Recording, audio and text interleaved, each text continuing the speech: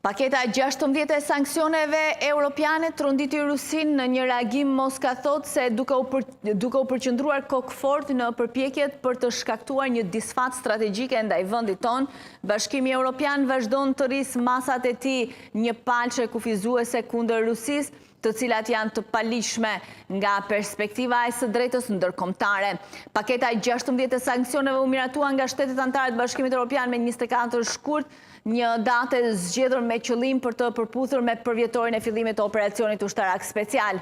Në përgjigje të këtyre veprimeve armiqësore, pala ruse ka sugjeruar ndjeshëm listën e përfaqësuesve të institucioneve europiane dhe shteteve anëtare të Bashkimit Evropian që ndalohet të hyjë në territorin e Rusisë në përputhje të ligjit federal për procedurën e hyrjes dhe daljes nga Federata Ruse. Kjo masë përfshin përfaqësues të agjensive të rendit, organizatave shtetërore dhe komerciale të shteteve të Bashkimit Evropian, si dhe shtetas të shteteve europiane përgjegjës për ofrimin e ndihmës ushtarake për Ukrainën, realizimin e aktiviteteve që synojnë minimin e integritetit territorial të Rusisë dhe bllokimin e lëvizjes së anijeve me ngarkesa ruse në detin Balltik. Përfaqësues të agjensive europiane dhe organeve shtetërore të shteteve të Bashkimit Evropian të angazhuara në ndjekjen penale të funksionarëve rus për arrestime të palishme dhe dëbime të njerëzve nga territoret ukrainase.